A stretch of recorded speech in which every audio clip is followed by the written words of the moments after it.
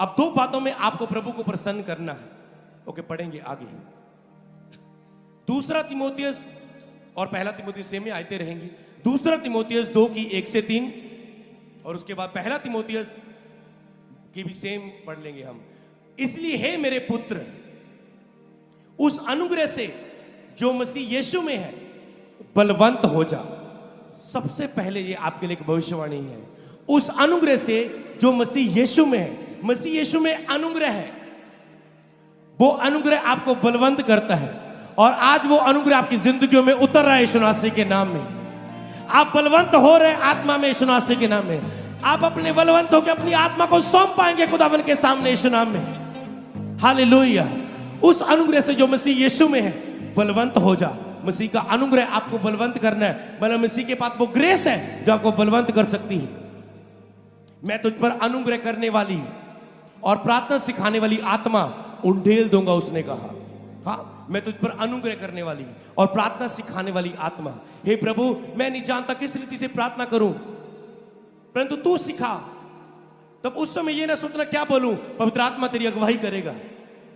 लेकिन आप प्रार्थना सिखाने वाली आत्मा उंडेलूंगा, अनुग्रह करने वाली और प्रार्थना सिखाने वाली आत्मा उंडेलूंगा। ये ग्रेस है, ये प्रोफेटिक वर्ड है। आगे आगे जाएंगे। ओके, जो बातें तूने बहुत से गवाहों के सामने सुनी है उन्हें विश्वासी नुस्खों को सौंप दे और जो दूसरों को सिखाने के योग्य हो। ओके, आगे जाए।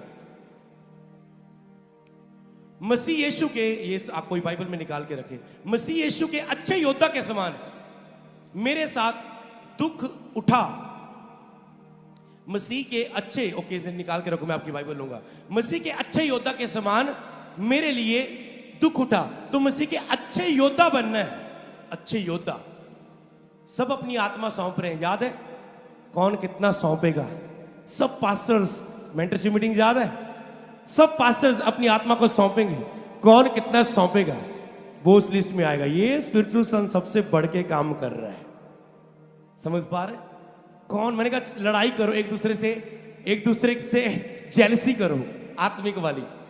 मैं ये सन से कम क्यों हूं, मैं पीछे क्यों हूं, मैं पीछे क्यों हूं। तो मैंने कहा वो जलन तुझे आए पता होगा। कई लोग ढीले होते हैं, समय बीतते जा रहे हैं, उन्हें कोई फर्क नहीं पड़ता। पर जो सीरियस लोग हैं वचन के, उन्हें पता है समय के अनुसार फल लेके आना है। हो सकता है 1 साल में प्रभु आपके अंदर जितना फल देखना चाहता आपने नहीं दिया। हो सकता है 5 साल की सेवा में जितना फल देखना चाहता आपने नहीं दिया। समय के अनुसार फल भी लेकर आना जरूरी है, नहीं तो आप विश्वास योग्य सेवक नहीं निकले। ओके, यस, ओके, आगे बढ़ेंगे। स्क्रीन देखते क्या दिखाती है। 2 की 4 दिखा रही है। हाँ, पढ़ लेंगे, यही पढ़ लेंगे। जो कोई योद्धा लड़ाई में जाता है तो इसलिए कि अपने आप को भर्ती करने वाले को प्रसन्न करे।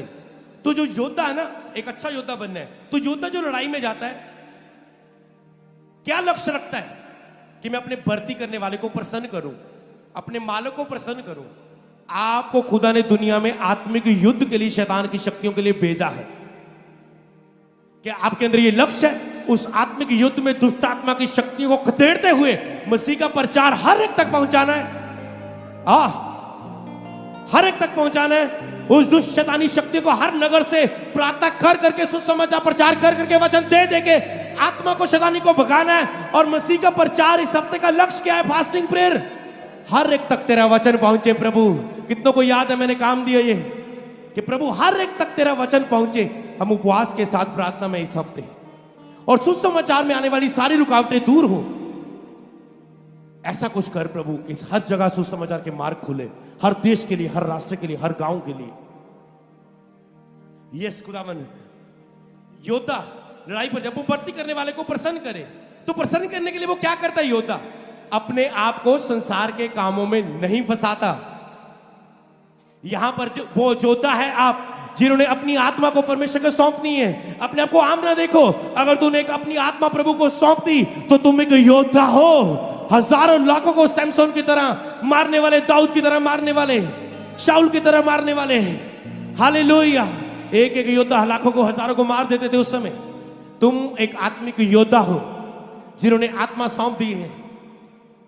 तो वो भर्ती करने वाले को कह सकते हो, लहू दे के खरीदने वाले को प्रसन्न करता है योद्धा।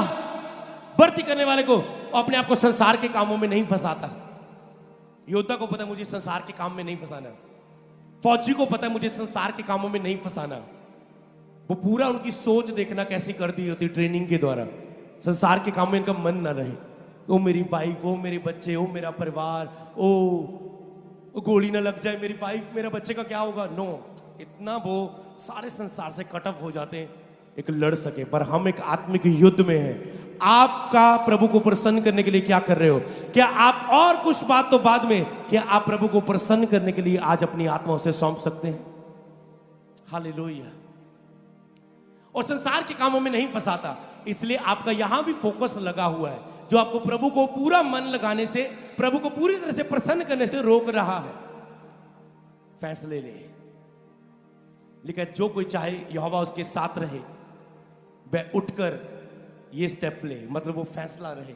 जो कोई चाहे परमेश्वर उसके साथ रहे, वो फैसला ले, वचन में लिखा है। फैसला लेना होगा। अगर आप चाहते हैं वो आपकी आत्मा पर कब्जा करे, उसे प्रसन्न करना चाह रहे तो फैसला ले। और अपने आप को संसार के काम में नहीं फंसाता। जाते ही आज प्रेयर ऑलरेडी हो चुकी है, वचन के बाद आप फ्री हैं। जाके संसार के कामों में नहीं फंसाना। देखो कौन से काम है जो पूरा मन प्रभु की ओर से, लिस्ट लेके बैठ जाओ, प्रेयर करो, फायर प्रेयर करो, कुछ भी करो। मुझसे आके काउंसलिंग ले लो, मदर जी से मिल लो, टीम से मिल लो, कुछ भी करो, उनसे छुटकारा पाओ। पूरा मन दे दो खुदा को। हालेलुया। संसार के कामों से बाहर आ जाओ, नहीं ना फंसाओ। फोकस खींचने वाली सारी चीजों को कम करो। आत्मा कहता है उठ जाग चल प्रार्थना में। आत्मा समाया और ले गया, चल बैठ। हालेलुया। प्रसन्न करने के लिए तैयार है? तो दो काम से इससे आप प्रभु को प्रसन्न कर सकते हैं। पहला तीमुथियुस 2:3-4 भी निकाल के देना, निकाला होगा आपने।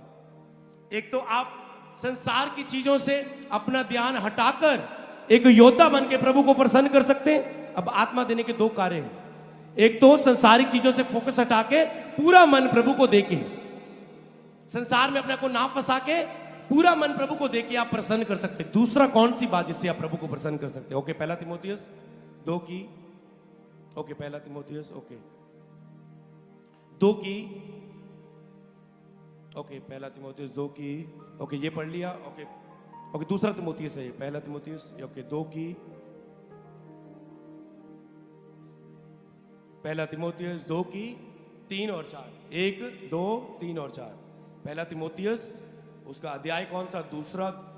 कौन सी आई? तीसरी और चौथी। याद रहेगा 1 2 3 4। जो प्रभु चाहते हैं, लेकिन जो ये चाहता है सबसे अधिक, प्रभु क्या चाहता है? एक ये कि आप अपना आत्मा उसे सौंपे, संसार से मन दूर हटाएं, संसार की चीजों से इधर उधर जो फोकस लगा उसे कम करके पूरा आत्मा दें, आप उसे पूरी तरह समर्पित करें, पूरी तरह सरेंडर करें। दूसरा क्या चाहते हैं? जो ये चाहता है, चाहत ही लिखी है उसकी पहले, हृदय दिल खोल रहा है वो ये चाहता है कि सब मनुष्यों का उद्धार हो और वह सत्य को भली भांति पहचान ले। क्योंकि वो चाहता है कि सब मनुष्यों का, जे हमारे उद्धारकर्ता परमेश्वर को अच्छा लगता और बाता भी है, ये उसको बहुत अच्छा लगता है, बहुत बाता है, बहुत चाहत है उसके अंदर कि सब मनुष्यों का उद्धार हो और वह सत्य को भली भांति पहचान ले। तो आपका पहला फोकस, जब तक आप अपने आप को समर्पित नहीं करेंगे, पूरी तरह से देंगे नहीं अपनी आत्मा को, तब तक रूहें नहीं बचेंगी दुनिया में। रूहें बचानी है, रिवाइवल लानी है, केवल शब्दों से विदारी आए, विदारी आए, विदारी आए, विदारी आए। जब अपने आप के लिए मर के अपना आत्मा खुदा को दे के विदारी प्रगट करनी है, दिखानी है, लेके आनी है। हालेलुया। तो दो कामों से आप प्रभु को प्रसन्न कर सकते हैं, दो कामों से। हालेलुया। और जब आप प्रसन्न करेंगे, अगली शिक्षा में बात करूंगा अगले पार्ट में, तो क्या होगा, क्या क्या होगा आत्मिक जगत में आपके साथ, क्या क्या होगा आपकी लाइफ में, कि कैसी घटनाएं आत्मिक जीवन में होंगी, क्या क्या होगा जो आपने देखा नहीं, वो बड़ी बड़ी कठिन बातें, वो मैं आपको अगली टीचिंग में बताऊंगा। तो अगला चारा मिस ना करना। हालेलुया।